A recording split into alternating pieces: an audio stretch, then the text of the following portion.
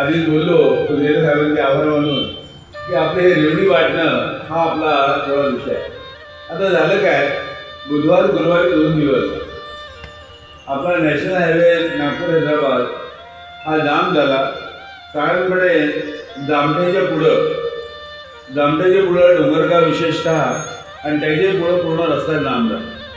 आणि या जामचे जे परिणाम झाले ते फार वेगवेगळे झाले आणि त्यावर विचार करण्याकरता म्हणजे आंबेडकरी समाजामध्ये म्हणजे आंबेडकरी बुद्धिवंतांनी आंबेडकरी राजकारण्यांनी समाजकारणाचा विचार केला पाहिजे. नेमकं झालं काय, शेतकऱ्यांचा 7-12 कोरा करा म्हणजे शेतकऱ्यांवर सरसकट कर्जमाफी द्या.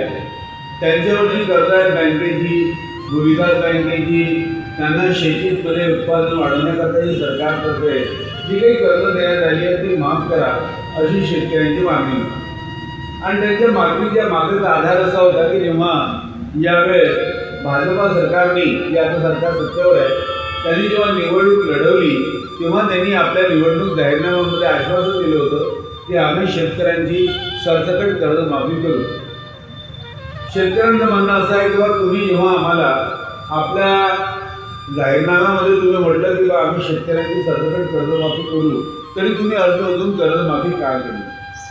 2 मुद्दे होते, एक शेतकऱ्यांची कर्जमाफी आणि दुसरा मुद्दा होता लाडकी बहीण. सगळ्यात पहिल्यांदा लाडकी बहीण योजनेकरता सरकारची बरीच तारांबळ उडाली.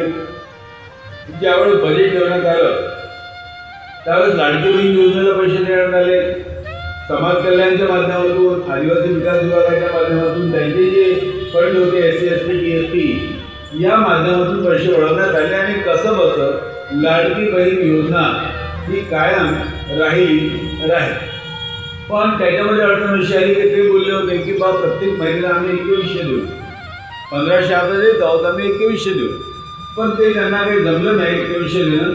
पण 1500 कसे त्यांनी दिले आणि त्याच्याबरोबर त्यांनी लाडक्या बहिणी योजनेमध्ये अटी लावल्या की आतापर्यंत आम्ही सरसकट दिलं पण आता ज्या या अटींची परिपूर्तता करतील त्यांनाच आम्ही लाडक्या बहिणी योजनेचा लाभ देऊ. दुसरा मुद्दा असा आला की जेव्हा कर्जमाफीचा मुद्दा आला तेव्हा मात्र आपल्या बजेटमध्ये तेवढी तरतूद नाही आहे. आपलं महाराष्ट्र राज्य कर्जात बुडालेलं आहे आणि त्यामुळं कर्जात बुडालेल्या राज्याला सरसकट शेतकऱ्यांना कर्जमाफी देणं शक्य होणार नाही अशी भूमिका त्यावेळेस अर्थमंत्र्यांनी घेतली म्हणजे आपल्या पवार साहेबांनी घेतली. आता अडचण कशी झाली, शेतकऱ्यांचा 7-12 कोरा झाला नाही, लाडक्या बहिणीच्या माध्यमातून पैसे देण्यात आले. त्यामुळं निवडणुकीकरता हे 2 तंत्र वापरण्यात आले, एक लाडकी बहीण योजना आणि दुसरं शेतकऱ्यांना सरसकट कर्जमाफी. लाडकी बहीण योजनेचाही फायदा झाला, शेतकऱ्यांच्या सरसकट कर्जमाफीचाही म्हणजे राज्यकर्त्यांना फायदा झाला आणि एक पक्ष हा सत्तेवर आला. आता अडचण काय झाली की बच्चू कडू जे एका वेळेस भाजपा सरकारसोबतच होते, भाजपा नव्हते पण त्यांच्या सरकारसोबत होते, त्यांना भाजपाच्या प्रतिनिधींनी त्यांना त्यांच्या अकलपूर मतदारसंघातून आहे त्यांचं ग्राहकाचं काम तिथून हरवलं. आता बच्चू कडू हे आक्रमक आहे, शेतकऱ्यांचे प्रश्न आहेत पूर्वीपासून. त्यांचा इतिहास असा आहे की ते जवळजवळ आपल्या बोरसो साहेबांच्या स्वभावाचे आहेत म्हणजे थोडेसे आंदोलक उग्र आहेत. आता त्यांनी आपली उग्रता त्यांना दाखवायची होती. त्यांनी शेतकऱ्यांना 7-12 कोरा करा म्हणून त्यांनी ते आंदोलन केलं. अचलपूर, अमरावती आणि आसपासचा धारणेकरचा जो पट्टा आहे त्याच्यामध्ये त्यांचे बरेचसे काही म्हणजे फॉलोअर्स आहेत. तर त्याचबरोबर त्यांच्या विभागामध्ये सुद्धा एक चांगला मनसेवा काम करणारा आहे म्हणून त्यांची ख्याती आहे. आणि जरी त्यांना निवडणुकीत पराभव पत्करावा लागला पण तरी त्यांचं एक बदल दिसत आहे. आता आंदोलन पुकारण्यात आलं, आंदोलनाची परमिशन देण्यात आली. केंद्रीय कपास अनुसंधान म्हणजे कापूस अनुसंधान क्षेत्रावर जी जागा आहे ती निर्धारित करण्यात आली, एका दिवसाची अनुमती देण्यात आली आणि ते लोक निघाले. जेव्हा तो मोर्चा निघाला साधारणपणे असं म्हणतात की 15,000च्या वर किंवा 15,000 जवळपास शेतकरी होते आणि तिथं ट्रॅक्टर त्यांच्या गाड्या त्या ते सगळे घेऊन निघाले. आणि मग ते जेव्हा नागपूरच्या जवळपास आले तेव्हा त्यांना जे आंदोलन स्थळ नियत होतं त्याच्याऐवजी त्यांनी रस्त्यावर ठाण मांडली आणि त्यांनी ठाण कुठं मांडलं, तुम्ही आता बहुतेक आपण ज्या रोडने गेलेलो आहोत चंद्रपूरच्या किंवा वर्धाला जेव्हा आपण जातो तर जामठ्याच्या पुढं जिथून एक मार्ग समृद्धी महामार्गाकडे जातो, एक तिकडे आपल्या जबलपूरकडे त्याला बायपास दिलेला आहे. जवळपास त्यांनी खूप ध्यान मांडलं आणि असं म्हणतात की साधारणपणे त्यांनी 15 किलोमीटर रस्ता हा रोखून लागला. 15 किलोमीटरमध्ये जाम लागला. तो रस्ता फार म्हणजे तो वाहतुकीचा तो फार मोठा कठीण रस्ता आहे. आम्ही त्या दिवशी शिर्सीला जाऊन आलो तर तिथला तो फार आहे आणि तिथं त्यांनी जाम लागला. आता झालं कसं, त्या जाममुळं दोन्ही बाजूनं लोक अडकतात. त्या रस्त्यावर एक तर वर्ध्याला एक रोड जातो, ते चंद्रपूरला जातो. वर्धा मार्गे मग पुढे वाहतूक जाते आणि चंद्रपूरच्या मार्गे हैदराबाद, चंद्रपूरच्या बाजूला आपण जामवरून गेलो ते हिंगणघाट मार्गे तिकडे हैदराबाद मार्गे जाते. म्हणजे हे दोन्ही महत्त्वाचे मार्ग त्यांनी रोखून धरले. असं म्हणतात की इतरही छोटे मोठे त्यांनी आंदोलन केले पण हे मार्ग रोखून धरले आणि साधारणपणे 15 किलोमीटर जाम लागला. आता हा जाम अकस्मात झाला. पोलिसांचं CIDचं अपयश होतं. त्यांना काहीतरी म्हणत होती की शेतकरी अशा प्रकारे ठिय्या मांडतील आणि मग काही 2 दिवस ठिय्या मांडल्यावर जाम लागला. आता मुख्य अडचण काय झाली, ते काम अचानक झालं. त्यामुळं जर सरकारला याची कल्पना आली असती आंदोलनाची, त्यांनी जामपासून तिकडे रस्ता थांबवला असता आणि तिकडून मग त्यांनी उंबरेड मार्गे रस्ता मोकळा ठेवला असता, हिंगणघाट वर्धा मार्गे रस्ता मोकळा ठेवला असता, पण तसं झालं. आणि त्यामुळं असं म्हणतात की सुमारे 800 ते 1000 लोक त्या जाममध्ये फसले. ते आंदोलक नव्हते तर ते त्या मार्गाने महामार्गाने वाहतूक करणारे लोक होते. त्याच्यामध्ये बसेस होत्या, त्याच्यामध्ये स्कूटर्स होते, त्याच्यामध्ये प्रायव्हेट कार होत्या आणि साधारणपणे 800 लोक त्या जागी फसले आणि त्याच्यामुळं मोठा गोंधळ निर्माण झाला. आमचे एक मित्र आहेत बुटीबोरीला RPF आहेत. आम्ही त्यांना एका कामाकरता फोन केला. ते म्हणाले की 2 दिवस सर तुम्ही आम्हाला माफ करा, कारण की 2 दिवस तिथं भयंकर परिस्थिती आणि खरोखरच भयंकर परिस्थिती होती. आणि ती परिस्थिती आंदोलनामुळे नव्हती. महामार्ग बंद झाला, तिकडे ट्रकच्या लाईन्स लागल्या, पण त्याच्यापेक्षा भयंकर स्थिती अशी होती की जे सुमारे 800 ते 1000 लोक त्या जाममध्ये फसले होते, त्यांची बाहेर वाईट वाटतं. आणि एकंदरीत सरकारची अगदी नाचक्की झाली. अच्छा, सरकारने पहिल्यांदा शेतकऱ्यांचं आंदोलन कसं राहील याची कल्पना नाही. तर अचानक जाम झाला, त्यामुळे ज्या लोकांना मानवीय सोयी सवलतीची गरज होती तीही नाही. ज्यामध्ये कोणी फसले ते किमान मग त्यांना वैद्यकीय सेवा देण्यात याव्या, त्यांना कमीत कमी तिथं जेवण पाणी पोहोचवण्यात यावं, अशा प्रकारची कोणतीही सोय गव्हर्नमेंटने नाही केली. ना प्रायव्हेट जिथं किंवा प्रायव्हेट किंवा गव्हर्नमेंटची जी ऑपरेशन तुम्ही यांना हे करा किंवा अशा सूचना दिल्या नाहीत की पहिल्यांदा जाममध्ये फसलेल्या लोकांना काढा. साधारणपणे एक दिवस मोठा गोंधळ झाला. मग अचानक 2 गोष्टी घडल्या. नागपूर हायकोर्टाच्या बेंचनी त्याची सुमोटो दखल घेतली. व्यास नावाचे न्यायमूर्ती आहेत. ते म्हणाले किंवा मी हितवादा आणि टाइम्स ऑफ इंडिया या 2 पेपरच्या ज्या बातम्या त्याचं स्वतःहून सगळ्यांनी आणि ते बोलले किंवा या लोकांना आंदोलकांना आंदोलन करण्याचा अधिकार आहे, पण त्याचबरोबर भारताच्या संविधानाने नागरिकांना या देशात कुठेही स्वतंत्रपणे फिरण्याचा भ्रमण करण्याचा सुद्धा मूलभूत हक्क आहे आणि तो आपल्या अधिकारात नोंद दिला आहे. तुम्ही संविधानाचे अभ्यासक आहात, तुम्हाला कल्पना असेल तर 2 अधिकारांचा प्रश्न आला. एक भारतीय नागरिकांच्या मुक्त संचाराचा प्रश्न एक आणि दुसरा आंदोलकांच्या आंदोलनाचा प्रश्न. आणि व्याससाहेबांनी त्यांनी पुढाकार घेऊन मग त्यांनी आदेश जारी केला किंवा या आंदोलनामुळं सर्वसामान्य नागरिकांच्या भ्रमणाचा अधिकार बाधित झालेला आहे, त्यामुळं पोलिसांनी तातडीने कारवाई करावी अशा प्रकारे हायकोर्टाने इंटरव्हीन केलं. हायकोर्टाने इंटरफेअर केले या आंदोलनामध्ये. त्याच्यातून दुसरे प्रश्न निर्माण झाले. प्रश्न असे निर्माण झाले, इतकं किचकट झालं हे काम. आता याच्यावर आपण किचकट बनायला आपल्याला समजून घ्यावं लागेल. म्हणजे हा असा का प्रश्न होतो याला आपल्याला समजावं लागेल. आता सरकारने हस्तक्षेप नाही. शेतकऱ्यांनी रस्ता रोको केला, त्यांनी कोणत्याही प्रकारची घेतली नाही आणि पोलीस कारवाई सुद्धा केली नाही. जसं आहे तसं भिजत गोगल ठेवलं आणि साधारणपणे 800 ते 1000 लोक ओरली झाले. सरकारची भूमिका नव्हती. आता जेव्हा न्यायालयाने जेव्हा भूमिका घेतली तर तेव्हा त्यांनी न्यायालयाने म्हटले पहिल्यांदा रस्ता मोकळा करा वगैरे त्यांनी आदेश दिले, स्ट्रिक्ट आदेश दिले. तिकडे आंदोलकांनी म्हटलं कडून किंवा आम्ही न्यायालयाचा आधार करू, पण त्याच्यामध्ये वादविवाद वादविवाद जर झाला किंवा न्यायालय बाकीच्या लोकांच्या हक्काकडे सुमूट ॲक्शन घेत, शेतकऱ्याच्या हक्काबद्दल काय नाही घेत. शेतकऱ्याला जेव्हा जर सांगण्यात आलं की तुझा 7-12 कोरा करू आणि तो नाही केला, मग न्यायालयाने इंटरफिअर केलं काय? म्हणजे आता इथं कसं झालं की सरकारच्या अनास्थेमुळं न्यायालयाच्या मुद्द्यावर एक प्रश्नचिन्ह उपस्थित झालं. न्यायालयाने कोणी केस केली नाही, सरकार न्यायालयात गेलं नाही, आंदोलकही न्यायालयात गेलं नाही, न्यायालयाने सुमूट ॲक्शन घेतली. अधिकार आहे संविधानाच्या तरतुदीनुसार हायकोर्टाला सुमोटो एखाद्या गोष्टीची दखल घेण्याचा अधिकार आहे. मग मुद्दा असा निर्माण झाला की व्याससाहेबांनी जेव्हा शेतकऱ्यांचे जेव्हा प्रश्न आले, शेतकऱ्यांनी जेव्हा आत्महत्या केल्या, काल मला सुप्रीम कोर्टाचे जे आपले वकील आहेत त्यांचा फोन होता, शेअर डंबारचा फोन होता आणि तिथं जे काही झालं ते बहुतेकांनी पेपरमधून वाचलं किंवा लोकमतमध्येही आलं, बहुजन आपल्या याच्यामध्येही आलं, फॉरममध्ये पण आलं किंवा सुप्रीम कोर्टाने आपल्या ज्या सुधारणा आहेत त्या मंजूर करून घेतल्या. आता फार मोठा काही विजय नाही झाला. आपल्या वकील लोकांनी काही नवीन मुद्दे जे आहेत ते सुप्रीम कोर्टापुढे मांडले.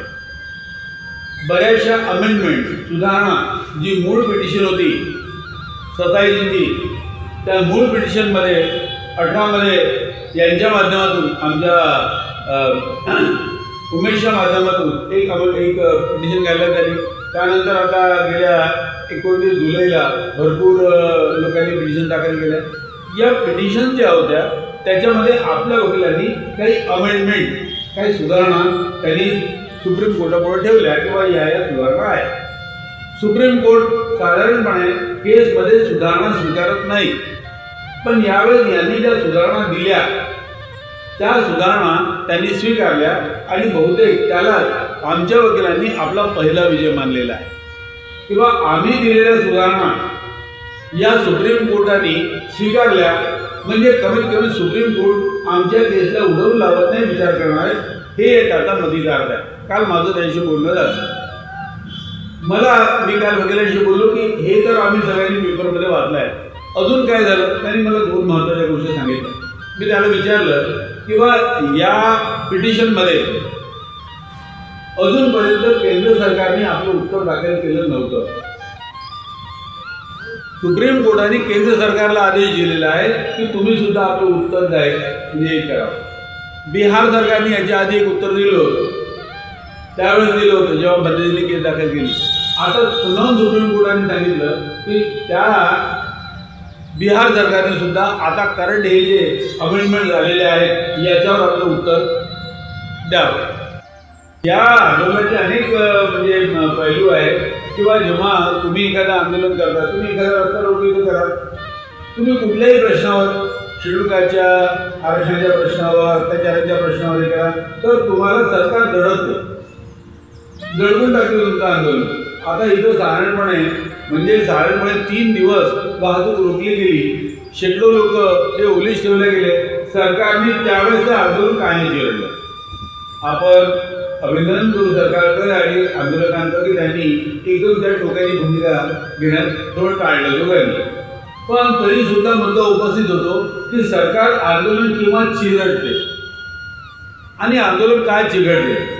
आज आपण सगळ्यांना आपल्या आंदोलनाचा अनुभव आहे. आपण सगळ्यांनी कुठं ना कुठेतरी या सगळ्या प्रकारची या बाबी पाहिलेल्या आहेत.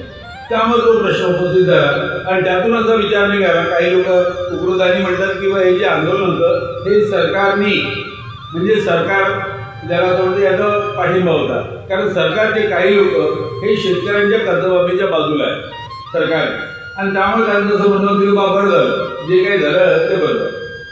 आता आपला मूळ मुद्दा, आता हे आंदोलनाचं तुम्हाला माहिती आहे त्याची काही विशेष नाही, पण मूळ मुद्दा आहे की जेव्हा आपण रेवडी वाटण्याचं, रिवाईज वाटण्याचं जेव्हा आपण एखादं तंत्र स्वीकारतो त्याचा परिणाम काय होतो. तुम्हाला लक्षात असेल की पहिल्यांदा सुरुवातीला जेव्हा अरविंद केजरीवाल यांनी दिल्लीमध्ये काही बाबी आम्ही मोफत देऊ, आम्ही 300 युनिटपर्यंत पाणी, 100 युनिटपर्यंत वीज वगैरे अशा जेव्हा घोषणा केल्या तेव्हा मोदी सरकारने म्हटलं की हे जे कल्चर आहे मोफत वाटणं हे काही योग्य नाही, अर्ली डेलिव्हरी.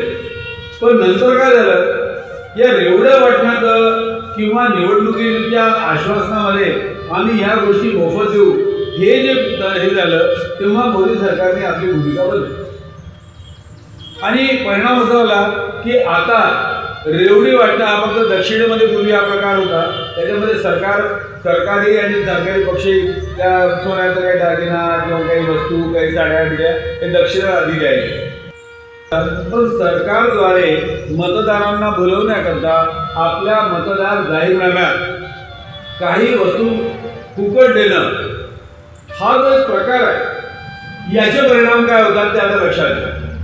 आता उद्या समजा सरकारला शेतकऱ्यांना सरसकट कर्जमाफी द्यायची आहे, शेतकऱ्यांच्या अधिक मागण्यांतून माफी द्यायची आहे, याचं ओझं कुठं पडेल, कुठून पैसा येईल, अर्थात अर्थसंकल्पातून.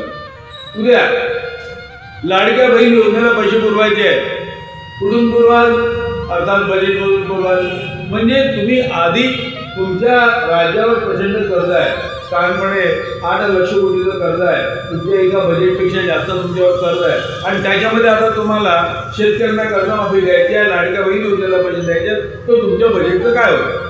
आणि जर समजा तुम्ही त्यांना ते दिलं नाही तर उद्या लाडक्या बहिणी उठतील, शेतकरी उठतील आणि ते म्हणतील की बा नाही, तुम्ही जर जाहीरनाम्यात केलं तर तुम्हाला करावं लागेल आणि तुम्ही जाहीरनाम्यात घोषणा केली तुम्हाला करावं लागेल, तुम्ही कसं करणार आहे, तुम्हाला आधीनं सुचलं काय.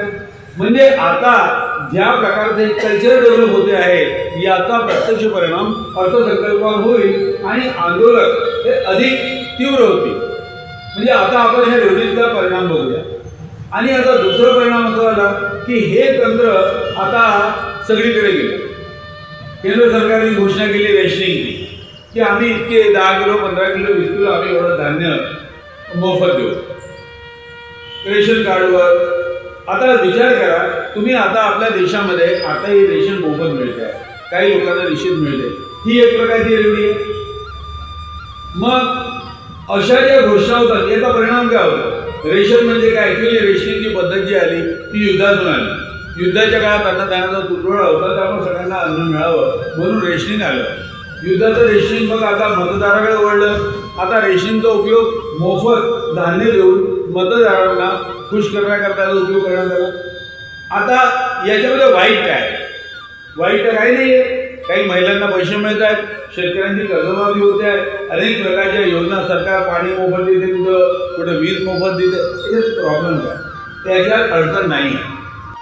किंवा जर समजा तुमचं उत्पन्न किती आहे, राज्याचं उत्पन्न किती आहे आणि राज्याचा खर्च किती आहे याचा विचार कधीही राजकारणी लोक करत नाही. आणि त्याच्यामुळे काय होते, जेव्हा या अशा प्रकारचे प्रश्न उद्भवतात जसे आता शेतकऱ्याचे प्रश्न उद्भवले तेव्हा परिस्थिती वाईट होते. आता या अशा प्रकारे विदेशात नाही होते आहे. विदेशामध्ये त्यांचं उत्पन्न जे आहे एकंदरीत विदेशातल्या बऱ्याचशा देशांचं उत्पन्न हे त्यांचं उत्पन्न अफाट असतं, भरपूर असतं आणि दरडोई उत्पन्नही असते, राष्ट्रीय उत्पन्नही जास्त असते. आपल्या देशाची परिस्थिती वेगळी आहे. आपला गरीब आहे देश, आपल्या देशाला उत्पन्नही जास्त आणि त्याच्यामध्ये तुम्हाला अशा प्रिफाईज वाटायचे आहेत, रेवड्या वाटायच्या आहेत, तर याचा परिणाम काय होईल. राजकारणावर याचे दूरगामी परिणाम अशा करता होतात किंवा जेव्हा अभावग्रस्त राज्य राहते तेव्हा हे परिणाम होतात. जर समजा राज्याकडे भरपूर पैसा होता तर वाटायला काही हरकत नव्हती.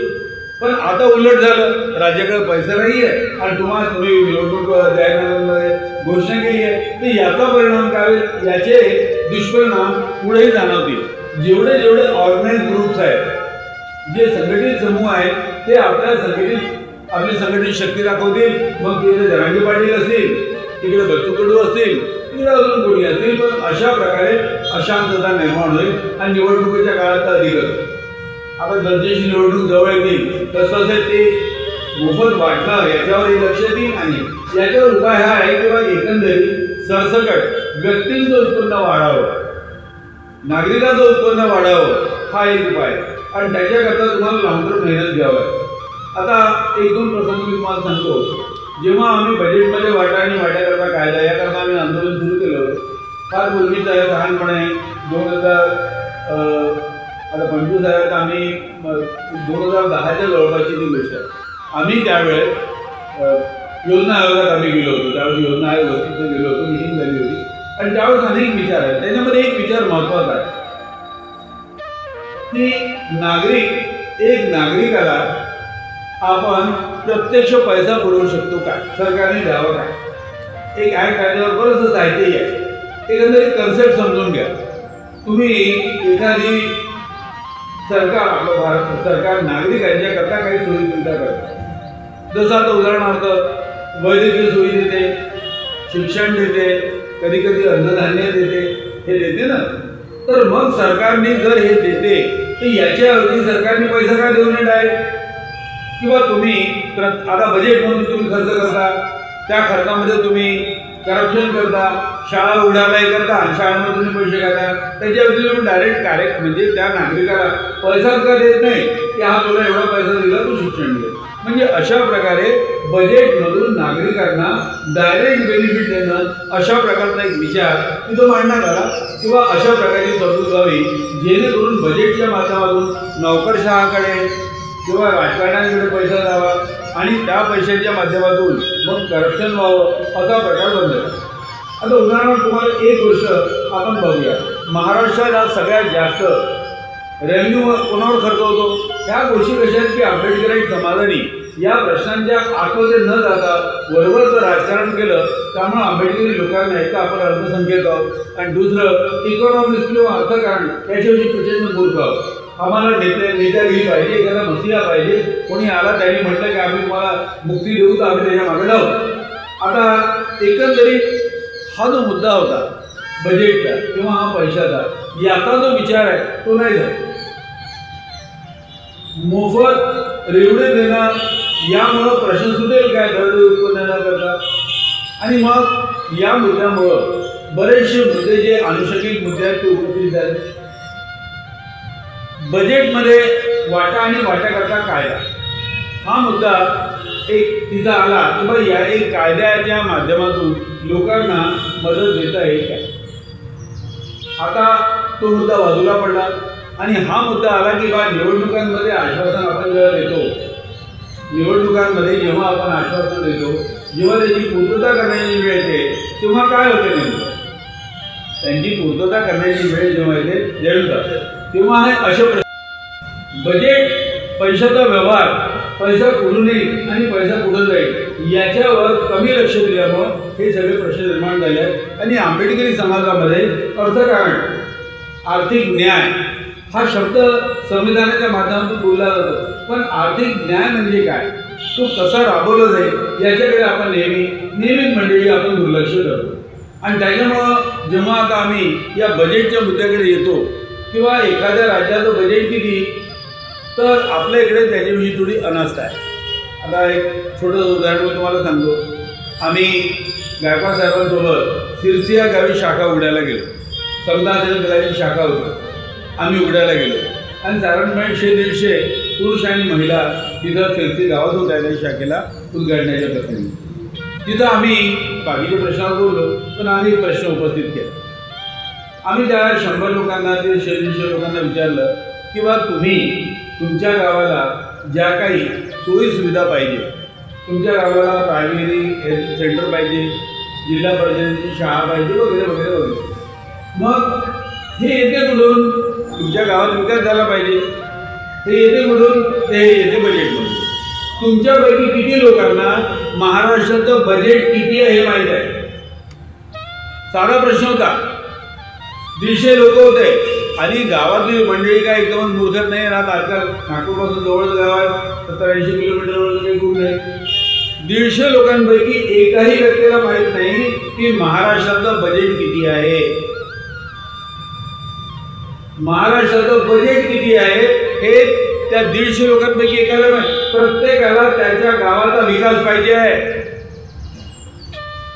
त्याच्या गावाचा विकास पाहिजे आहे, त्याच्या गावामध्ये शाळा पाहिजे आहे, त्याला पेयजलाची सुविधा पाहिजे आहे, त्याला लाईट पाहिजे आहे, त्याला संडास बाथरूम बनवून पाहिजे आहे. गावाचे जे काही तुम्हाला विकासाच्या कन्सेप्ट आहेत ते सगळ्या माहीत आहे. काही खूप बरं पडत नाही, ज्या शहरात आहेत त्याच गावात आहेत, पण गावातल्या 150 लोकांपैकी एकाही व्यक्तीला ज्याच्या माध्यमातून, ज्या बजेटच्या माध्यमातून हा विकास व्हायचा आहे, त्या बजेट किती आहे महाराष्ट्रात हे माहिती नाही. म्हणजे मी त्यांना साध्या शब्दात बोललो, आमचे पूर्वज हे अक्षरशत्रू होते, अनपढ होते, गवार होते, त्यांना अक्षर ओळख नव्हती. आज आम्हाला अक्षराची ओळख आहे, आम्ही वाचतो, लिहितो, बोलतो, सगळं करतो, पण आम्ही आर्थिकदृष्ट्या तेवढेच गवार आहोत. त्याच्यापेक्षा जास्त गवार आहोत की हा पैसा आला कुठून माहीत नाही, कुठून. हा प्रकार फक्त त्या गावातच नाही आहे. तुम्ही महाराष्ट्रातल्या अख्ख्या महाराष्ट्रातल्या बुद्धिवंतांना, जे फार मोठे बुद्धिजीवी आहेत, त्यांना तुम्ही विचाराल की बरं महाराष्ट्राचं बजेट किती आहे, ते तुम्हाला उत्तर देणार, ते तुम्हाला सांगणार. त्यांना माहीतच नाही आहे, त्यांना घेणं नाही आहे. युरोप वेस्टर्न कंट्रीजमध्ये किंवा आता रशियामध्ये किंवा आपण चायनामध्ये सुद्धा तिथल्या नागरिकांचं पहिलं लक्ष जे असते ते पैशाकडे असते. ते आपल्या राज्याचं, आपल्या देशाचं बजेट किती आहे, पैसा येणार कुठे आणि पैसा जाणार कुठे, अशा प्रकारचं कल्चर तिकडे आहे. भारतामध्ये जाती, धर्म, पंथ आणि बाकी याचे विचार हा प्रबळ आहे राजकारणामध्ये. आणि याला कारण, याच्यामुळं आपलं अर्थकारण जे आहे, आपण आर्थिकदृष्ट्या निरक्षर आहोत. आपण स्वतः बाकी देशात बहुत हुशार आहोत, आपल्यासारखे हुशार कोणीच नाही आहे. पण जर तुम्ही अर्थकारणाचा प्रश्न विचाराल तर या राज्याचं बजेट किती आहे हे मोठमोठ्या बुद्धिवंतांना सुद्धा माहीत नाही आहे. आणि मग पैसा येतो कुठून, पैसा जाईल कुठून, अशा प्रकारचा जर मुद्दा आला तर त्याचा परिणाम काय होईल. अर्थकारणाच्या विषयी आम्ही अडाणी लोक आहोत. आता विशेषतः आंबेडकरी लोकांचा प्रश्न वेगळा, आपण बोलतो तरी वेगळा विचार करू, पण अर्थकारणाविषयी जे अज्ञान आहे त्याच्यातून कसे प्रश्न निर्माण होतात. मी फक्त एक उदाहरण सांगतो, मग आपण सुप्रीम कोर्टात काल जे झालं त्याच्याविषयी विचार करू. पण आता तुम्हाला एक उदाहरण देतो. अर्थकारण, महाराष्ट्राचं जे बजेट आहे, या बजेटमधला सगळ्यात जास्त पैसा कशावर खर्च होतो, पोलीसवर, इरिगेशनवर, वाहतुकीवर, कशावर खर्च होतो नाही माहीत ना आपल्याला. राज्याचा बजेट जे आपला आहे त्याच्यातला सगळ्यात जास्त पैसा कुठे खर्च होतो माहिती, पगारावर. कोणाच्या पगारावर, योग्य बोललेले, कोणाच्या पगारावर, कोणते कर्मचारी, कोणत्या विभागाचे, योग्य बोलले. महाराष्ट्रातल्या साधारणपणे तुम्ही 26,000 कर्मचारी घ्याल किंवा जे काही आता आकडा आपण बघूया त्याच्यापैकी 75% कर्मचारी हे शिक्षण विभागाचे. सगळ्यात जास्त खर्च आपण जे शासकीय नोकऱ्यांवर करतो ना ते शिक्षकांवर करतो. आणि शिक्षक कोणाचे नोकर आहे हे बघा. आर्थिक दृष्टीनं जे अज्ञान आपलं आहे ते किती सुंदर अज्ञान आहे. मी याला सुंदर शब्द देतो. गव्हर्नमेंट आपला जास्तीत जास्त पैसा शिक्षण विभागावर, शिक्षकांच्या पगारावर खर्च करते. आणि हे शिक्षक कोणाचे नोकर आहेत, हे त्या राजकारणी लोकांचे नोकर आहेत, त्या आमदार खासदारांचे लोक नोकर आहेत की जे आमदार खासदार, आता जो ट्रेंड कमी झाला पण पूर्वी ट्रेंड होता की आमदार झाला, खासदार झाला, त्याला एक तर शाळा पाहिजे किंवा एक तर कॉलेज पाहिजे. शाळा कॉलेज नसेल तर वसतिगृह पाहिजे, वसतिगृह नसेल म्हणजे आश्रमशाळा पाहिजे. म्हणजे महाराष्ट्राचा पैसा हा राजकारण्यांनी अशा माध्यमातून वळवला. आणि बहुतेक शाळा पाहाल तुम्ही या अनुदानित शाळा आहेत. म्हणजे महाराष्ट्र शासनाने अनुदानित शाळा हा प्रकार चालू शाळा दिल्या आणि राजकारण्यांच्या माध्यमातून, त्या शाळांच्या माध्यमातून म्हणजे जे शिक्षक जे आहेत ते राजकारण्यांचे नोकर आहेत. ते निवडणुकीच्या काळात राजकारण्यांचं काम करतात आणि पैसा कुठून घेतात, सरकारकडून घेतात. आणि राज्यावर इतकं वाढलं ते म्हणजे आता आम्ही याच्या आता शिक्षणात आमचं म्हणजे समजावून करायचं मुख्य तो संघर्ष शिक्षणाचा आहे आणि त्यातून ते आम्हाला अनुभव आले. आता मी जर अनुभव सांगत बसतो तुम्हाला खूप लांब आहे. आणि PWचा जो संघर्ष आम्ही केला त्याच्यामधले तर वरिष्ठ आपले मित्र साक्षीदार आहेत. आढळलं काय, आमदार झाला, खासदार झाला की शाळा पाहिजे आणि शाळा पाहिजे तर अनुदान पाहिजे. पहिल्यांदा अनुदानित शाळा आल्या, मग विना अनुदान शाळा झाल्या, मग विना अनुदान शाळांना काही वर्षानंतर अनुदान सुरू झालं किंवा 5 वर्ष झाले, 10 वर्ष झाले की त्या विना अनुदान शाळाही अनुदान म्हणजे अनुदान सुरू. आणि त्याच्या या अनुदान कोणाच्या माध्यमातून जायचं, शाळा संचालकाच्या माध्यमातून. हे शाळा संचालक कोण राहायचे, हे राज्यकर्ते राहायचे. पक्षातलेही राहायचे, विरोधी पक्षातलेही राहायचे, सत्ताधारी विरोधी काही फरक नाही, सगळे एकच शंकर आहे. मग आता विचार करा, पैसा राज्याचा जातो आहे शिक्षकांवर, काही वाईट नाही, शिक्षण खर्च करणं वाईट नाही, पण कोणाच्या माध्यमातून आणि त्याच्या माध्यमातून या संपूर्ण राज्यामध्ये शिक्षण सम्राट यांचं पेव फुटलं. आणि जर तुमचा बहुतेकांचा पैसा हा या शिक्षण सम्राटांच्या माध्यमातून हा गमन केला गेला, पुढे मग खूप परिस्थिती झाली. आता कोणी शाळा देत नाही, शाळा दिली तरी अनुदान देत नाही, टोटल नो हँड करते आली. आणि त्याच्या मागे आमचं अज्ञान आहे. आजही तुम्ही महाराष्ट्रातल्या बजेटचा हा जो प्रश्न आहे, विशेषतः शिक्षण विभागावर खर्च झालेला पैसा, आता तो शाळा घोटाळे वगैरे वगैरे अनेक सुरू आहे, याच्यावर तुम्ही जरा विचार कराल तर तो फार वेगळा जाईल. पण आपल्यापैकी किती लोकांना माहिती आहे किंवा सगळ्यात जास्त पैसा हा शिक्षण विभागावर खर्च झाला आणि तोही शिक्षकांवर खर्च झाला, सरकारी नोकर म्हणून शिक्षकावर खर्च झाला, पण त्याचे मालक मात्र डायरेक्ट शासन नव्हतं, त्याचे मालक हे दुसरे होते. जाऊ दे, एक फक्त आपल्या आर्थिक अज्ञानाचं एक उदाहरण. आता याच्यावर थोडासा मोठा विचार म्हणजे आता तसं फुललेले साहेब एक समाजवादी एक क्रांतिकारी विचार म्हणतात तसा. कोणता क्रांतिकारी विचार? काय आपल्या देशाचं शिक्षण खर्च केलं जाते? जेवढे प्रगत राष्ट्र आहेत, मग ते अमेरिका असो की जापान असो किंवा अप्रगती राष्ट्र, हे सगळ्यात जास्त खर्च आपल्या शिक्षणावर करतात. नेदरलँडमध्ये मोफत शिक्षण आहे, अमेरिकेमध्ये उच्च शिक्षण अमेरिकन व्यक्तीला घ्यायचं असेल तो घेऊ शकतो. बऱ्याचशा प्रत्येक म्हणजे जेवढे प्रगतीशील राज्य आहेत, जे त्यांनी प्रगती केली आहे, ते सगळ्यात जास्त आपल्या मुलांना मोफत शिक्षण देतात. भारतीय लोक जेवढं शिक्षणावर खर्च करतो त्याच्यापेक्षा निम्माही काय 1/4 तरी नेदरलँड सारख्या श्रीमंत देशात नाही खर्च केला जातो. आपले बरेचसे मुलं तिथे गेले आहेत, माझी मुलगा तिथे होता. तुम्हाला सांगतो, नेदरलँडमध्ये पूर्ण शिक्षण मोफत. मग जेव्हा नेदरलँडमध्ये शिक्षण मोफत, अमेरिकेत शिक्षण मोफत, मग भारतातच काय जास्त? म्हणजे मग त्याच्यावर विचार आला की पैसा तर आम्ही इथेही खर्च करतो, पैसा तिथेही खर्च करतो सरकार, पण त्याच्यावर मोठा उज्ज्वल विचार होता, मग आपण शिक्षणाचं राष्ट्रीयकरण का नाही करत? सगळ्या शाळा कोणाच्या? सरकारच्या. या प्रकारे आपण पैसा खर्च करतो, तेव्हा शिक्षणाचं राष्ट्रीयकरण म्हणजे सरकारने शिक्षणाचं राष्ट्रीयकरण करावं आणि सरकारने सगळ्या शाळा कॉलेज महाविद्यालय हे सरकारने चालवावे आणि त्याच्यामध्ये देशाच्या नागरिकांना उच्चतम चांगलं शिक्षण द्यावं आणि नागरिक घडवावे, जसं चायनाने केलं. म्हणजे चायनाने ज्या अजूनही आपल्या काय 3-4% आपण शिक्षणावर खर्च करतो, 6% खर्च करू आपण असं म्हटलं होतं. चायनाने केव्हा चायना फार आपल्यापेक्षा त्याची इकॉनॉमी फार मोठी आहे, आपली 3ची असेल त्यांची 17ची. त्यांनी आपल्या एकंदरीत त्यांचं जेवढं त्यांना उत्पन्न झालं त्याचे 11% शिक्षणावर खर्च केलं. आणि जेव्हा तुमच्याकडे एक इंजिनियर होतो, चायनामध्ये 11 इंजिनियर्स होतात. तुम्ही आपण तयारीच्या फार मागे गेलो, फक्त विरोध करण्यासाठी करतो आपण फार मागावर.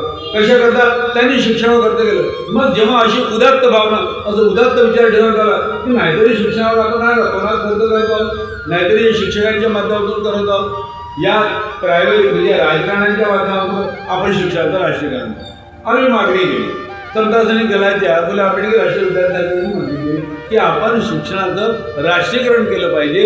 राष्ट्रीयकरण केल्यामुळं आपल्या राज्याच्या पैशांची नासधूस होते ती वाचेल आणि आमच्या मुलांना चांगल्यात चांगलं शिक्षण मिळेल आणि त्या चांगल्यात चांगल्या शिक्षणामुळं आमची प्रगती होईल, त्याच्यामुळे आपला देश समृद्ध होईल, त्याच्यामुळे आपल्यामध्ये जास्तीत जास्त उत्पादकता वाढेल आणि आपण श्रीमंत देश होऊ. पण हा विचार बहुतेकांनी नाकारला, बहुतेक राज्यकर्त्यांनी नाकारला. आणि आंबेडकरी लोकांनी, बाबासाहेबांनी सांगितलं, फुल्यांनी सांगितलं, शाहूंनी सांगितलं की शिक्षणाचं राष्ट्रीयकरण करा, शिक्षणाचं राष्ट्रीयकरण झालं पाहिजे. पण आपल्या इकडे म्हणजे शिक्षणाच्या राष्ट्रीयकरणाची मागणी नाही करणार. एखाद्या शिक्षण संचालकाच्या समोर शेपूट हलवून मला कशी नोकरी मिळेल याच्यात लोकांचं आयुष्य गेलं. मोठमोठ्या ज्या क्रांतिकारी संकल्पना आहेत त्यांच्याशी काय घेणं देणं आहे? त्यांना काय घेणं देणं आहे की जपानमध्ये, अमेरिकेमध्ये, चायनामध्ये या देशांमध्ये मोफत शिक्षण मिळते, आमच्या देशात जो गरीब देश आहे त्यात आम्हाला पैसे मोजावे लागतात. काय फरक पडते? आर्थिक अज्ञानामुळं, आर्थिक निरक्षरतेमुळं आपले जे दुःख आहेत ते ज्या प्रकारे सामाजिक आपले दुःख आहेत तसेच आर्थिकही दुःख आहेत.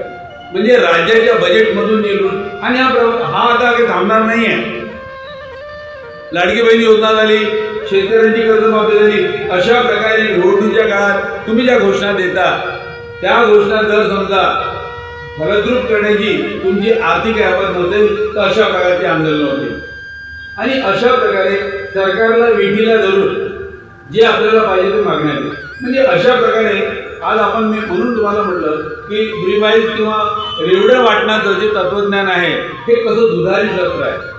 हे दुधारी आहे. एका बाजूला या रेवडं वाटण्याच्या कल्चरमुळं तुम्हाला काही 5 वर्षाकरता राज्यावर निवडून देता येते, पण ज्यावेळेस ह्या रेवडं जेव्हा आपण वाटतो आणि त्याच वेळेस इकॉनॉमी नाही वाढवत, राज्याचं जे अर्थ म्हणजे एकंदरीत आपल्याकडे येणारा पैसा आहे हे वाढवत नाही, तेव्हा अशा प्रकारचे बंड होतात. आता आपण बाबासाहेबांनी आम्हाला काय सांगितलं आहे की आपण शासनकर्ते जमात व्हावं, म्हणजे उद्या आपण शासनकर्ते होणार आहोत आणि आपण जेव्हा शासनकर्ते होऊ तेव्हा आपल्याला हाच प्रॉब्लेम आहे. पण जेवढे आपले शासनकर्ते आमदार खासदार झाले त्यांना सगळं काही येते, अर्थकारण नाही. बाबासाहेबांचा विचार फार मोठा आहे, पण आर्थिक दृष्टीनं फक्त काही जुमलेबाजी घोषणाबाजी याच्याशिवाय या आंबेडकरी समाजातल्या अर्थकारणांना एवढं डिटेल कधी त्या मागणी पडत नाही आणि त्यांनी पडविले त्यावेळेस आनंद नाही. त्यामुळं एकंदरीत अर्थकारण हा एक आपला विषय होता आणि त्यामधला हा फ्रीवाईज किंवा रेवडा वाटणं हा एक आपला विषय होता, मोठा विषय आपण कधी चर्चा करू. आता काल जे मला आणि जेव्हा एखाद्या नागरिक त्याच्यात फसलेला आहे त्याची तुम्ही दखल घेतली आणि त्याच्या आधी करून कहाण्या प्रसिद्ध झाल्या, ते सगळे झालं. पण मुख्य मुद्दा इथं न्यायपालिकेवर काही लोकांनी असं म्हणतात की न्यायपालिकेचा अवमान केला, न्यायाधीशांबद्दल, पोलिसांबद्दल, सरकारबद्दल अपशब्द वापरले आणि त्यामुळे तुम्हाला काल जे वाचलं असेल की साधारणपणे 1-2-4 हजार लोकांवर केसेस झालेल्या आहेत. पण त्याच्यामध्ये मुद्दा काय झाला की न्यायालयाने जो प्रवेश केल्यामुळं तिथे त्या प्रश्नाला वेगळं वळण लागलं. आता न्यायालयाच्या भूमिकेवर सर्वसामान्यपणे साधारणपणे नागरिक हे न्यायपालिकेवर टीका करत नाही, न्यायपालिकेबद्दल वाईट बोलत नाही, कारण त्यांना असं वाटतं की बाबा कोर्ट हा निर्णय देईल, योग्य पद्धतीने निर्णय देईल. आता इथं असं झालं की त्यामुळे आता तिथेही अडचण झाली. शेवटी परिस्थिती चिघडलेली पाहून आंदोलकांनी एक पाय मागून घेतलं. त्यांची इच्छा नसतानाही पहिल्यांदा कडू म्हणाले की आम्हाला जेलमध्ये टाका, आम्ही रस्ता मोकळा करणार नाही, सरकारला वाटते तर तुम्ही आम्हाला जेलमध्ये टाका. पण नंतर कॉम्प्रोमाइज झालं, सरकारकडून बोलावणं आलं, शेतकरी अडून बसले की इथं मुख्यमंत्र्यांनी यावं, मुख्यमंत्री म्हणते तुम्ही मुंबईला यावं आणि शेवटी तो 2 राज्यमंत्री त्यांनी एकत्रित केलं आणि तो कसं जो प्रश्न आहे तो एवढा मार्गे निघाला की आपण मुंबईला मिटिंग घेऊ. जेव्हा मुंबईला मिटिंग घेऊ आम्ही तुमच्या मागण्यावर विचार करू, सरकारचं निमंत्रण आलं, कोर्टाचा दबाव आला, कोर्टाने सर्व आदेश दिले पोलिसला, बेलतोरडी पोलिसला आदेश दिले तुम्ही कारवाई करू शकता.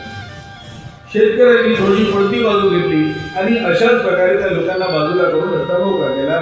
तिकडे मुंबईला जे चर्चा झाल्याचं तुम्ही पेपरमधून वाचलेले आहेत की त्यांनी आपल्या 2026च्या जून महिन्यापर्यंत त्यांनी शेतकऱ्यांना सरसकट कर्जमाफी देऊ असं आश्वासन दिलं आणि त्याचबरोबर त्यांनी एक समिती गठीत केली, एक हायपॉवर कमिटी गठीत केली ज्याच्यामध्ये विचार करणार आहे की बा शेतकऱ्यांना कशा प्रकारे कर्जमाफी देता येईल आणि भविष्यात शेतकऱ्यांना कर्ज घ्यावं लागणार नाही याची कशी काळजी घेईल.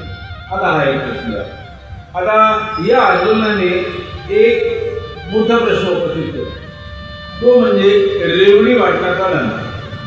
आणि मी विचारलं गेला 3 पार्टी आहेत विरोधात, सध्या तरी 3 पार्टी आहेत. एक आहे भारत सरकार, एक आहे बिहार सरकार आणि तिसरी पार्टी आहे महाबोधी महाराजांची व्यवस्थापन समिती, ज्याच्यामध्ये 4 विरुद्ध 5 अशा प्रकारे 5 हिंदू 4 अशा प्रकारे वाढून लागतात. तर त्या समिती ह्या 3 पार्टी आहेत आणि या तिन्ही पार्टीला सुप्रीम कोर्टाने सांगितलं की तुम्ही तुमचं उत्तर द्या. म्हणजे 30 तारखेचा घटनाक्रम असा आहे की तुम्ही दिलेल्या अमेंडमेंट या मान्य करण्यात आल्या आणि यांनी ज्या अमेंडमेंट दिल्या त्या अमेंडमेंटवर ज्या कन्सर्न पार्टीज आहेत त्यांना आपलं उत्तर देण्याचा आदेश झाला. हे सुप्रीम कोर्टाची पर्याय आहे आणि आपल्यातल्या बऱ्याचशा लोकांना ज्या बातम्या त्याच्या आधारावर वाटलं बा काहीतरी दिलासा मिळालेला आहे, तर हा तो दिलासा आहे की तुमच्या अमेंडमेंट सुप्रीम कोर्टाने स्वीकारली. अजून एक महत्त्वाचा मुद्दा जो आला नाही आपल्या कोणाच्या लक्षात, पण मला त्यांनी सांगितलं, तिथं जो महंत आहे, बौद्धगयाचा महंत जो आहे, त्या महंताचा वकील उभा होता आणि त्यांनी या केसवर ऑब्जेक्शन घेतलं महंताच्या वकिलांनी आणि ते म्हणाले की बाई या लोकांनी मला पार्टी नाही बनवलं. महंताचा ज्या महंताच्या विरुद्ध आपण मांडत आहोत तर तो महंत म्हणतो, त्याचा वकील म्हणतो किंवा मला पार्टी बनवलं नाही म्हणून ही केस डिसमिस कर. सुप्रीम कोर्टाने त्याचं उत्तर दिलं, बाबा रे ही केस 2012 पासून आहे, तू इतके वर्ष काय करत होतास, 2025 पर्यंत काय करत होतास? आम्ही तुझं हे ऑब्जेक्शन मान्य नाही करणार, आम्ही तुझं हे ऑब्जेक्शन मान्य करणार नाही की बा ही जी केस आहे ही रद्द करावी, खारिज करावी, हे आम्ही मान्य करणार नाही. तुला जे काही आपलं सांगायचं असेल तू वेगळं काहीतरी कर, पण या केसमध्ये तू लुडबुड करू नको. ही एक डेव्हलपमेंट. मग आता माझं काल वकिलांशी बोलणं झालं की बा या केसचे अर्थात हे कायद्याच्या बाजूवर आता आमचे काही वकील मित्र आहेत, आमच्या उमेशसारखे लोक आहेत, हे आम्हाला थोडं सांगतात, त्यामुळे आम्हाला काही कळत आहे. आता आम्ही प्रश्न हा उपस्थित केला, जी व्यवस्थापन समिती आहे त्या व्यवस्थापन समितीमध्ये महंत असतो, कायद्यानुसार महंत किंवा महंतचा प्रतिनिधी त्या व्यवस्थापकीय समितीमध्ये राहतो, आणि व्यवस्थापकीय समिती ही अपोजिट रिस्पॉन्डेंट आहे, तिला आपण रिस्पॉन्डेंट केला आहे, महंताला नाही केलं पण कमिटीला केलं, आणि महंत कमिटीचा मेंबर आहे. मग तो महंत म्हणतो कसा किंवा मला रिस्पॉन्डेंट नाही केलं, प्रत्यक्षपणे केलं नाही पण अप्रत्यक्षपणे केलं. अजून एक पेज आहे, मी काल वकिलांशी बोललो, वकिलाला वेळ नव्हता, आता जेव्हा तो नागपुरात येईल तेव्हा आपण विस्ताराने बोलू. अजून एक प्रॉब्लेम, आणि हा प्रॉब्लेम आपल्या आंदोलनामध्ये बहुतेक लोकांच्या डोक्यात येत नाही. त्या एका केसमध्ये 2 केस आहेत. महाबोधी महाविहार हे 1949 साली बिहार सरकारने अधिग्रहण केलेलं आहे, आणि ते आज बिहार सरकारच्या म्हणजे सरकारच्या ताब्यात. महाबोधी महाविहाराचा प्रश्न हा टाळा कोरत असावा याच्यावर नाही, तो व्यवस्थापन कमिटीवर आहे. कारण महाबोधी महाविहाराची जी कमिटी आहे ज्याचं अधिग्रहण सरकारने केलं 1949च्या कायद्यानुसार केलं, त्या कमिटीमध्ये कोण बौद्ध असावेत की हिंदू असावेत हा झगडा वेगळा. आणि या भांडणामध्ये आपलं म्हणणं असं आहे की बौद्ध प्रतिनिधी असावेत. दुसरं आपलं भांडण काय की त्या विहारामध्ये हिंदू पद्धतीने पूजा अर्थ होऊ नये, आपण पिंडदान वगैरे हे जे अशा प्रकारचे जे यज्ञ या होऊ नये, जे कायद्याने अनुमती दिली आहे, पण हे होऊ नये आता हा दुसरा लढा आहे. म्हणजे महाबोधी महाविहाराच्या व्यवस्थापनाचा हा प्रश्न आहे, आणि त्या समितीचा प्रश्न आहे, हा प्रश्न वेगळा. आता दुसरा प्रश्न कसा आहे की महाबोधी महाविहाराच्या सभोवतालची जी जमीन आहे ती महंताच्या मठाची आहे. आता ती जी जमीन आहे आणि ज्याच्यावर पाचपांडव मंदिर आणि बरीचशी जी जागा आहे ती आपल्या ताब्यात द्यावी, बौद्धांच्या ताब्यात द्यावी, किंवा सरकारने त्याचं अधिग्रहण करावं, ही दुसरी केस. आता या दोन्ही केस आहेत, या दोन्ही यातला फरक लक्षात घेत नाही. महाबोधी महाविहाराची कमिटी सगळे बौद्ध झाले तर बुद्धगयेचा प्रश्न सुटतो का? सगळे पूर्ण आसपासच्या जमिनीचं काय करणार? महाबोधी महाविहार तेवढं आर्किओलॉजिकल दृष्टीनं गव्हर्नमेंट ऑफ इंडियाने किंवा गव्हर्नमेंट ऑफ बिहारने ते आपल्या ताब्यात घेतलं, बाकीच्या परिसराचं काय कराल? तर तो एक मुद्दा आहे. आणि याच्याविषयी मी जेव्हा वकिलांशी बोललो किंवा या दोन्ही मुद्द्यांची सरसकट गल्लत होऊ नये तेव्हा ते म्हणाले की आम्ही आता जे अमेंडमेंट टाकलेलं आहे त्याच्यामध्ये आम्ही महंताला एन्क्रोचर किंवा बौद्धांच्या जुन्या जमिनीवर त्यांनी अतिक्रमण केलं अशा प्रकारचा क्लॉज टाकला आहे. आता या कायदेशीर बाबी आहेत, आपण या पुढे पाहू. म्हणजे म्हणण्याचं तात्पर्य असं की महाबोधीचं आंदोलन जे सायंकाळ भंतेजींनी एवढ्या आधी राबवलं होतं त्याच्यामध्येही आंबेडकरी जनतेला योग्य ती माहिती नसल्यामुळं या आंदोलनाचे याला इतका उशीर लागतो. प्रश्न लक्षात घ्या, आंबेडकरी समाज, बौद्ध समाज हा समाज जो आहे हा अत्यंत एक विचारवंतांचा समूह आहे. पण मूळ मुद्द्यांपेक्षा भावनिक मुद्द्यांना जास्त महत्त्व देणं याचे दूरगामी परिणाम आपण भोगत आहोत. आपलं जे फर्स्ट जनरेशन होतं नेत्यांचं, त्यांनी आपल्या परिणाम बाबासाहेबांची क्रांती जी आहे तिला थोपवून धरण्याचा स्थापित करण्याचा प्रयत्न केला. नंतर ते जनरेशन टू जनरेशन आजपर्यंत आपण जे आणलं त्या 3-4 जनरेशनमध्ये तो ज्याला स्पार्क नाही दिसत किंवा आम्ही आपल्या मूलभूत प्रश्नांवर विचार करू असा स्पार्क नाही दिसत. आता आम्हाला काय पाहिजे? एक मसीहा पाहिजे. एक मसीहा आला, त्यांनी म्हणाले अरे आपण या भारतामध्ये आपण एक क्रांती घडवू, आपण सगळी राज्यसत्ता ही ताब्यात घेऊ आणि या राज्यसत्ता आपल्या ताब्यात येईल अशा प्रकारे एक मसीहा बोलला, आम्ही त्याच्या मागे घेऊ. अशा अनेक मसीहा आमच्यात येतात. आम्हाला जसं येशू ख्रिस्त म्हणतो ना, किंवा जर तुम्ही माझ्यावर विश्वास ठेवाल तर मी तुम्हाला मुक्ती देईल. देवाच्या साम्राज्यात मुक्ती पाहिजे असेल तर मसीहावर विश्वास ठेवा. मग तो जे म्हणते ते मान्य करा, पण आपली बुद्धी नका वापरा. आंबेडकरी समाजाची दुरावस्था याच्याच मुळे झाली आहे की आम्हाला मसीहा पाहिजे.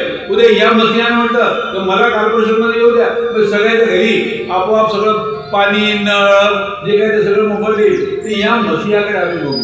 पण आम्ही हा नाही विचार करणार की जेव्हा आमच्या नागपूर महानगरपालिकेचं उत्पन्न हेच कमी आहे तर कुठून आम्हाला येते. भावनिक मुद्द्यांवर जास्त लक्ष देणं आणि वैचारिक मुद्द्यांना बाजूला टाळणं. का? कारण वैचारिक मुद्दे घेतले तर डोक्याला त्रास होते आणि भावनिक मुद्द्यामध्ये काय, आता 2 मिनिटात एकमेकांशी भांडायला काय लागते, आनंद मिळतो. भांडणांमध्ये मी बघितलं आता एक शेवटची हे करतो, सगळ्यात जास्त गर्दी कुठं. जर समजा तुम्ही आता आपलं हे आहे, आपण एक चर्चा करतो, बौद्धिक चर्चा करतो, त्याच्यामध्ये लोकांना इंटरेस्ट नाही, गर्दी होते. जर तुम्ही 2 कोंबड्यांची लढाई करा, वस्तीमध्ये 2 कोंबडे लढवा, न बोलताही लोक एकत्रित होतात, बोलावा नाही लागत. तुम्ही प्रत्यक्ष करून पहा. नमस्कार दोस्तों, हमारे न्यूज़ चैनल न्यूज़ इंडिया को लाइक कीजिए, शेयर कीजिए, अनसब्सक्राइब कीजिए. हम मिलेंगे फिर. धन्यवाद.